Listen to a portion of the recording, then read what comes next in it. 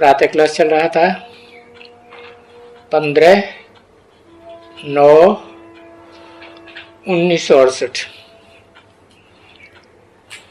रविवार को 5वीं पेज के मध्य में बात चल रही थी कि जो ऊंची से ऊंचा भगवंत ठहरा उसको कहेंगे बड़ा बाबा। जिसको भक्ति मार्ग में याद करते रहे तो उससे माइट बनते हो ना। शरीर धारण करके मिटमाइट बनते हैं। ऐसे है ना बच्चे, आत्मा ही शरीर धारण करती है, उनको मिटमाइट कहते हैं। सभी आत्माएं शरीर धारण कर भिन्न भिन्न प्रकार के मिटमाइट बन जाते हैं। तो तुम आगे भी आपस में मिटमाइट थे, परंतु पहले तो पवित्र थे। भले मिटमाइट थे सो भी पवित्र थे, और अभी तुम अपवित्र बन गए हो, पतित बन गए हो। तो अभी तुम हमेशा के लिए ये रखड़ी बांधनी है, और इसे कोई बांध करके फेंक नहीं देना है। नहीं, हमेशा के लिए पवित्र बनना है।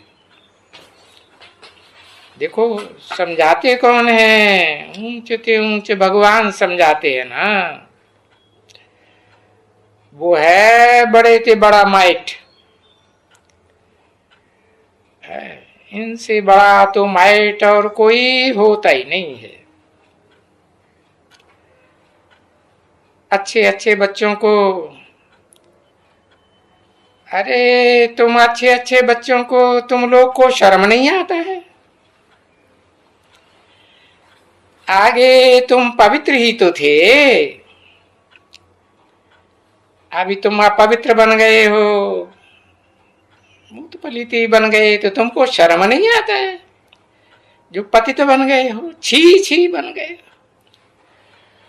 और इतने छी छी बन गए हो, इतने जो पुकारते ही रहते हो कि बाबा बाबा आओ, हम ऐसे छी छी बन गए। और ये बाप भी कहते हैं कि काम चिता पर चढ़ करके काले हो गए। तो कहेंगे ना कि हाँ बाबा, हम काम चिता पर चढ़ करके काले हो गए, परंतु अभी तो बाप ने शिक्षा दी है ना,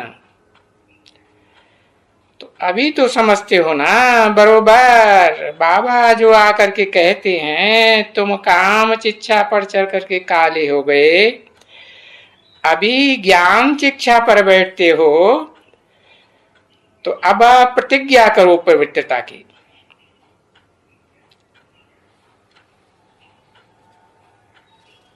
क्या आगे तुम पवित्र नहीं थे?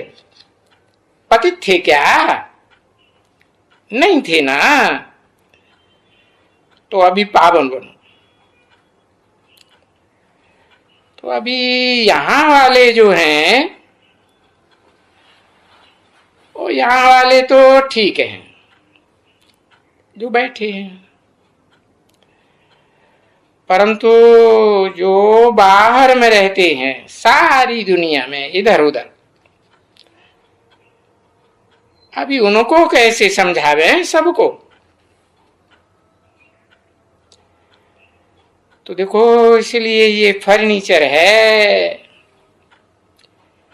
ये प्रदर्शनियां, ये सेंटर है, और ये कहते इनको ये ऐसी ऐसी युक्तियां, इन युक्तियों से समझाना चाहिए ना कि बाबा ऐसे कहते हैं। अभी बाबा तो नहीं जा करके सबको कहेंगे, वहां बैठ करके, और वो तो पहले समझते ही नहीं है कि ये कौन है और भगवान कैसे आते हैं। वही बेचारे, वो तो मुझे पढ़ते हैं और तुम इतना समझाते हो कि बाबा आए हुए हैं, बाबा आए हुए हैं, यही समझाते हो। और जैसे तुम समझाते हो ऐसे तो कोई समझा भी नहीं सके ना। फिर समझाते हैं तो भी लिख देना चाहिए ना। यहां प्रदर्शनी हो तो जहां तहां लिख देना है कि ये शिव भगवान वाच है। 15/9/1968 की प्रातः क्लास का 6ठा पेज। भले तुम गीता का भगवान बताते हो कि शिव भगवान वाच है गीता में, तुम बता रहे हैं तभी तो मनुष्यों की आंखें खुले हैं, तो उनको पता चले कि सो गीता का भगवान कृष्ण नहीं है। जो मंदिरों में यादगार बनी हुई है कृष्ण बच्चे की, बच्चा कैसे गीता का ज्ञान सुनावेगा, राजयोग सिखावेगा? क्योंकि ज्ञान सागर ये अक्षर भी लिखना जरूर पड़ता है, और ये पतित पावन ये अक्षर भी याद करना पड़ता है। तो ज्ञान सागर, ज्ञान का सागर, अकूट भंडार और पतित पावन, सर्व का सदगति दाता गीता का भगवान शिव कहते हैं। कहते हैं हे बच्चों, ये जो काम महाशत्रु है उन पर जीत पहनो, तो तुम जगत जीत श्री लक्ष्मी नारायण बनो और आदि सनातन देवी देवता का धर्म का तुम पहले पहले मालिक बनो, अर्थात सारे विश्व का मालिक बनो।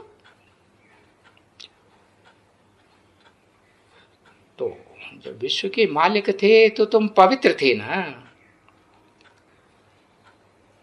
तो अभी बच्चों को अटेंशन तो दिलाओ ना। इसको ही कहा जाता है अभी जो हीरे जैसा जन्म है वो कौड़ी जैसा बन गया ना, और फिर गाता गाया भी जाता है, हीरे जैसा जन्म अमूलक कौड़ी बदले जाए रे। तो कौड़ी के बदले हीरा क्यों खोते हो? तो अभी कहते हैं ना, अरे ये बाप कहते हैं ना, राय देते हैं ना, अरे बच्चे अभी हम तुमको हीरे जैसा जन्म बताऊं,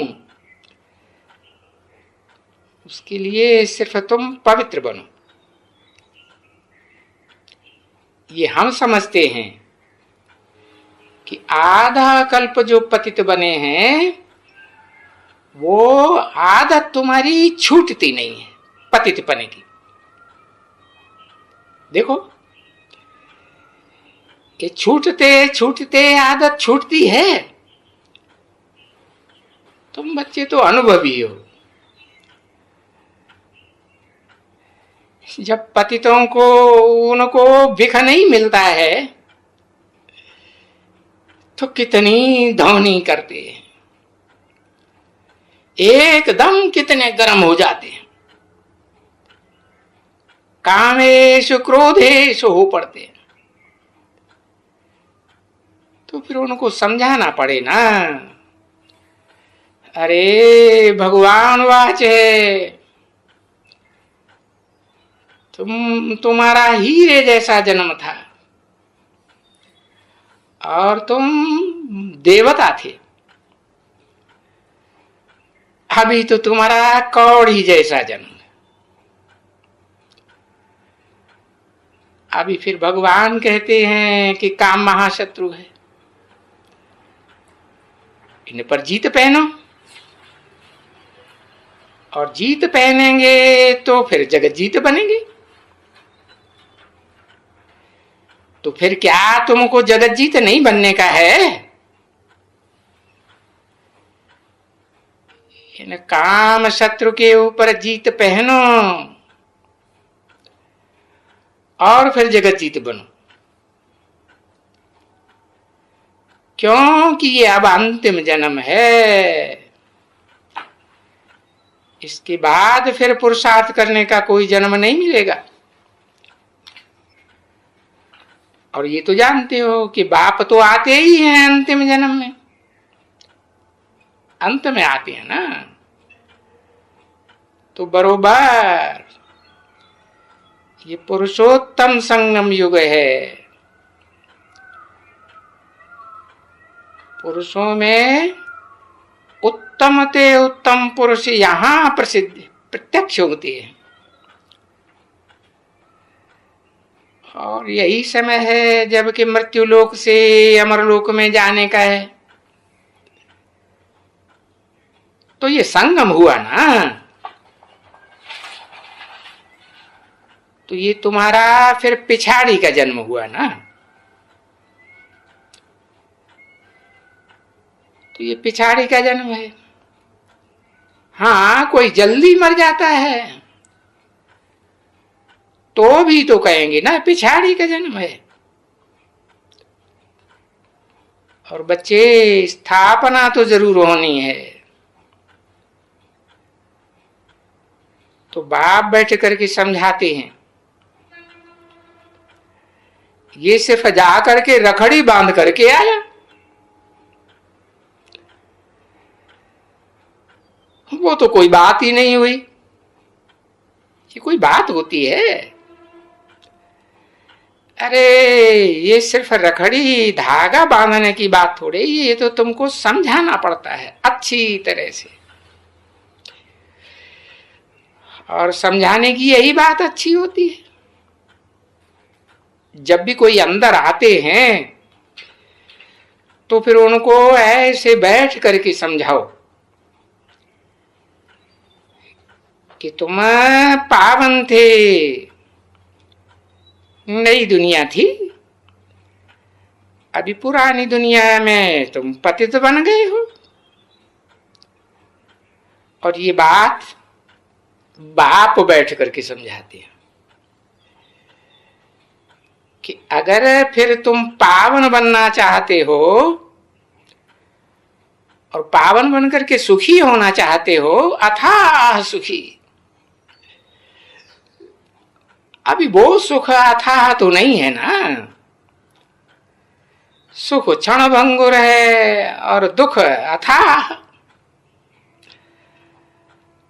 अभी तो सभी दुख में है, अपार दुख है तुमको। तो ये बात तो समझते हो, समझते हो ना। हर एक को पूछेंगे कि ये बात समझते हो कि इस दुनिया में अपार दुख हैं, यहां कोई अपार सुख नहीं है। अपार सुख तो सतयुग में थी, अभी तो चौथा युग है, कल युग, कल है कलेश का युग, जहां अपार दुख है। तो बच्ची कई कहते हैं, बच्चे बोलेंगे सतयुग और कलयुग तो यही है ना। अरे ये क्या, सतयुग वाली कोई दूसरा थोड़ा ही होता है, ऐसे कहेंगे। कौन कहेंगे? जिनको बहुत धन है वो कहेंगे हम तो अभी सतयुग में हैं, और जिनको धन नहीं है धक्के खाते हैं है कलयुग में है। वो फट से ऐसे कह देते हम तो बहुत दुखी हैं। और देखो जो धनी मानी है वो भी तो धक्के खाते हैं ना। तो अभी उनको अच्छी तरह से समझाएं ना चित्रों पर है। इसलिए ये देखो चित्र हैं, ये देखो रावण राज्य है, इसमें सब दुखी है। चाहे कितना भी कोई धनी मानी हो, बीमार तो सब पड़ते हैं ना, कितने हॉस्पिटलों के धक्के खाते हैं। तो ये है रावण राज्य। रावण को अनेक सिर होती है ना, अनेक मतों का राज्य। और ये देखो रामलीला में भी राम को एक सिर दिखाते, एक मत का राज्य। तो कहां एक मत का राम राज्य और कहां अनेक मतों का, अनेक सिरों का रावण राज्य। तो इस रावण राज्य में कोई एक दिन तो नहीं है ना। अरे आधा कल्प रावण राज्य था ना, और आधा कल्प ये राम राज्य भी था। तो आधा कल्प राम राज्य में थे, पीछे अभी आए हो रावण राज्य में। तो देखो इस रावण राज्य में तुमने अथाह दुख देखा।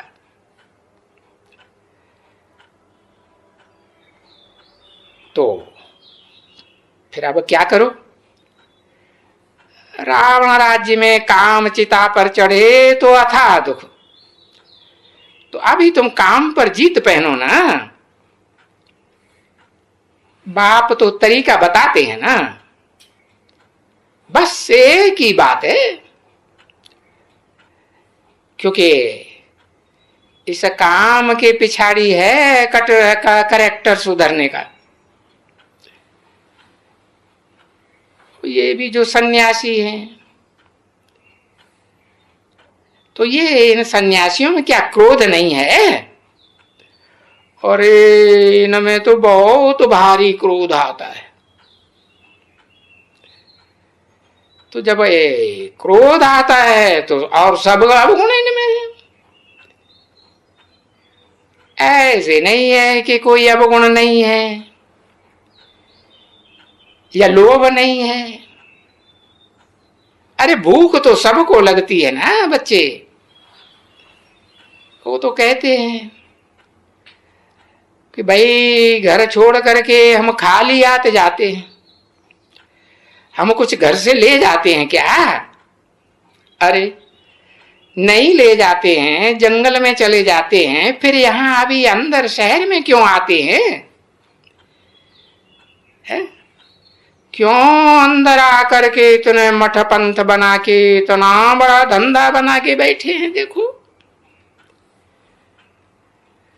तो ये सन्यासी भी तो ऐसे ही धंधे धोरी वाले हैं ना बच्चे। ये भी तो कोई वो इतना समय तो नहीं रह सकते हैं ना पवित्र। तो अभी तो बहुत थोड़ा समय है। ये तो आगे ऋषि मुनि होते थे, अच्छे अच्छे होते थे, वो तो कहते भी हैं। अभी थोड़े ही ऐसे अच्छे ऋषि मुनि हैं पवित्र रहने वाले या पवित्रता के लिए पुरुषार्थ करने वाले। तो मनुष्यों को तो ये मालूम नहीं है कि दिन प्रतिदिन ये चक्कर फिरता ही रहता है। 4 युगों का चक्र है, ऊपर से लेकर के सत्य युग से लेकर के झूठ युग तक अवस्था गिरती ही रहती है, गिरती ही जाएगी। तो ये बात उन सन्यासियों को कोई मालूम नहीं है सिवाय तुम्हारे कि भाई ये जो सीढ़ी उतरती जाती है ना, है सतयुग में 16 कला संपूर्ण, त्रेता में 14 कला संपूर्ण, द्वापर में 8 कला, और कलयुग में शुरुआत में 4 कला और फिर अंत में आकर के 9 कला। तो ये कलाएं कला काया चट्ट होती चली गई ना, ये तो उतरनी ही है। 15/9/1968 की प्रातः क्लास का 7वां पेज। कोई राम राज्य ऐसे बैठे बैठे थोड़े ही मिल सकता है। जैसे कांग्रेसियों को कहते हैं कि राम राज्य मिला है, तो भी तो बेचारे बड़े खुश होते हैं कि बापूजी है जो कांग्रेस राज्य स्थापन करके गया। परंतु उनको तो ये अक्ल ही नहीं है ना कि सतयुग है। अरे सतयुग माना नई दुनिया। नई दुनिया को सतयुग कहेंगे या पुरानी दुनिया? अरे ये तो झूठ खंड है। देखो इन कांग्रेसियों को, इनको इतनी भी बुद्धि नहीं है, इतनी भी पत्थर बुद्धि कि बापूजी इधर आया, सतयुग स्थापन किया। तो सतयुग में तो आदि सनातन देवी देवता धर्म था और एक ही धर्म था, कोई दूसरा धर्म था ही नहीं। वहां कोई हिंदू धर्म था क्या? था ही नहीं। तो देखो इन लोगों को कुछ भी बुद्धि में नहीं आता है, बिल्कुल ही जट बुद्धि बन पड़े। तो तुम बच्चों को इन्हें समझाने में कितनी मेहनत करनी है। ऐसे बुद्धियों से तुम बच्चों को निपटना है। तो मेहनत तो करते हो, और मेहनत करने की कोई नई बात थोड़ी है। और जो कुछ समझाने करने सुनाने की तुम मेहनत कर रहे हो है, वो तो तुम मेहनत करते ही आए हो। और जो कुछ आगे चल करके करेंगे, ये सभी कुछ तुम कल्प कल्प कल्प करते ही रहते हो। बाबा समझाते हैं ना बच्ची, बीती को चितवो नहीं, क्योंकि जो पास्ट हो गया वो तो फिर हाथ में नहीं आना है, वो तो खत्म हो गया ना। अब आगे है, उसके लिए पुरुषार्थ करते रहो पुरुषार्थ। हारिए न हिम्मत विसारिए न राम, हार्ट फेल नहीं हो जाना है। और बाबा, ये बाबा मेहनत तो बहुत करते हैं। बहुत बच्चे लिखते हैं बाबा हम भी बहुत मेहनत कर, बहुत जाते हैं। बच्चे आते हैं कहते हैं बाबा अब हम क्या करें, 2 रोज 3 रोज, बस चौथे रोज गुम। अरे 5 रोज 6-7 रोज और भी आए करके, ये 7 रोज का कोर्स उठाए करके हमने लिया। हाँ अच्छा लिया, और बस वो समझता रहा, कोर्स लिया और जो समझा फिर छोड़ दिया। तो देखो छोड़ देते हैं, फिर आकर के 7 रोज कोर्स लिया ना, फिर बोलता है बस कोर्स तो पूरा हुआ ना, कोर्स तक हम पवित्र रहे कैसे भी करके, है ना। बस अभी कोर्स पूरा होगा, हम फिर पतित बन जाते हैं। कुछ भी समझ में बुद्धि में उनकी कुछ बैठता ही नहीं उन लोगों को। तो ऐसे लोग होते हैं ना, व्रत करते हैं, नेम करते हैं। देखो जब जाते हैं तीर्थ यात्रा के ऊपर, तो भी तो वहां पवित्र रहना पड़ता है ना। परंतु आजकल के समय तो कोई जाते हैं यात्रा पर, वहां कोई सब पवित्र थोड़े ही रहते हैं। नहीं, बहुत हैं जो शराब पीते हैं। कभी तीर्थ पर जाते हैं जिनको शराब की वो लत होती है, तो वो अपना बोतल भी छिपा करके ले जाते हैं ताकि कोई देखे नहीं।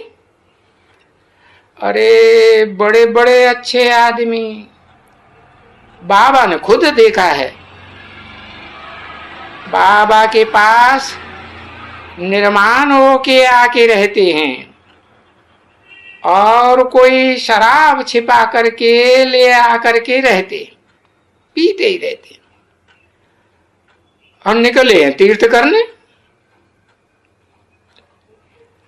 बाबा ने समझाया था ना तुमको, अभी ये तीर्थ है ना, है। अब देखो वहां जगन्नाथ में भी जाते हैं, तुमने सुना होगा, जगन्नाथ में जाते हैं तीर्थ करने, और वहां धर्मशाला भी है। धर्मशाला में पता है क्या है? अरे धर्मशाला में भी ये छी माइयां बैठी हुई रहती और एक कमरा उनको भी मिल जाता है, समझा ना? तो कोई आते हैं तो भले वृत्ति तो खराब है ना, तीर्थ पर जाते हैं तो क्या बड़े शौकीन जाते हैं। अरे वो कोई सबकी एक बुद्धि अच्छी तरह थोड़े ही फिरती रहती है, नहीं, वहां भी जाकर के उनकी बुद्धि खराब हो जाती है, जरूर खराब होती। ओम शांति।